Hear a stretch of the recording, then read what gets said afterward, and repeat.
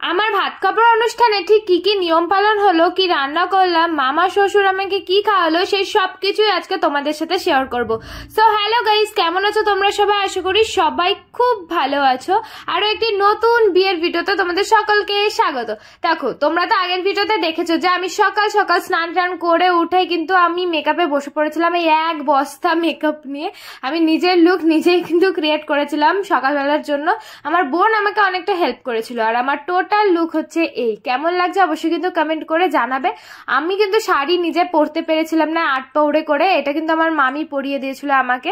তারপরেই কিন্তু আমার ভাত খাবার অনুষ্ঠান শুরু হয়ে গেছিল। দেখো, সাজা গোজার পরে আমাকে রান্নাঘরে দিদা বারবার ডাকছিল, কারণ একটু নাকি রান্না করতে হয়। আর আমাকে দিয়েছিল শাক রান্না করতে। আমাকে অবশ্য বলে বলে দিচ্ছিল, কারণ কেমন করে শাক রান্না করব সেটা আমি জানতাম না। এখানে প্রচুর রকমের শাক ছিল, যেটা একসাথে করে রান্না করতে হয়েছিল। এবার এর মধ্যে এক এক করে আমাকে হলুদ, লবণ সবকিছুই বলে বলে দিচ্ছিল, আর আমি সেই পরিমাণ মতো দিয়ে দিয়ে দিচ্ছিলাম। আমাকে দিদা অনেকটাই সাহায্য করেছে। আমি জাস্ট একটুখানি রান্না করে খুন্তিটা নাড়িয়ে তাড়াতাড়ি করে চলে এসেছিলাম।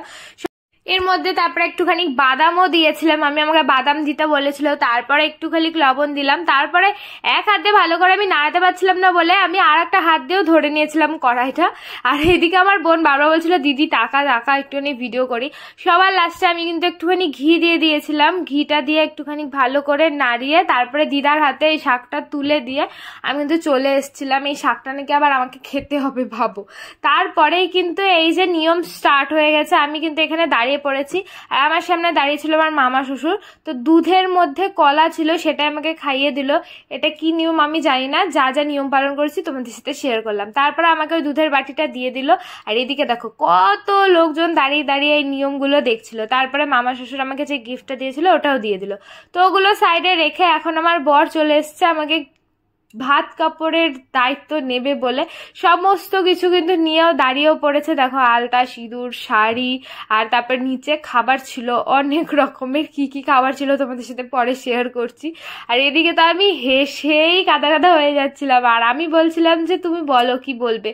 আর এদিকে তো ওকে সবাই শিখিয়ে দিচ্ছিল যে এই এই জিনিসগুলো বলতে হবে, যে আজ থেকে তোমার ভাত কাপড়ের দায়িত্ব নিলাম। আর আমি বলছিলাম যে শুধু ভাত কাপড়ের দায়িত্ব নিলেও তো হবে না, আমার মেকআপ, আমার খাওয়া, মানে জাঙ্ক ফুড খাওয়ার এইসবেরও খরচা নিতে হবে।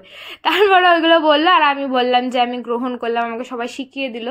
আর তারপরে আমাদের কিছু ফটোশ্যুট চললো। আর তারপরে এত ভারী একখানা থালা আমি নিয়ে যে দাঁড়িয়েছিলাম, এটাই অনেক। তারপরে আস্তে আস্তে আমি কিন্তু এটা নামিয়ে দিয়েছি।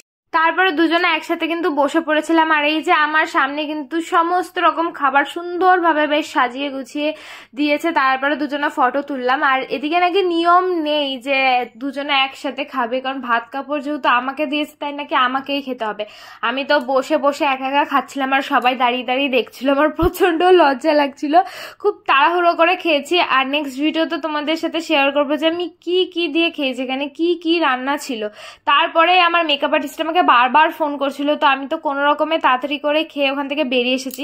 কিন্তু যেহেতু একটুখানি সুন্দর করে সেজেছি, তাই একটু ভিডিও বানাবো না, এটা হয়? বাড়ির সামনে একটা ভিডিও বানিয়েছি। আর লজে যেতে যেতেও দেখো গাড়িতে কিন্তু বসে আমি দুটো ভিডিও বানিয়ে নিয়েছি।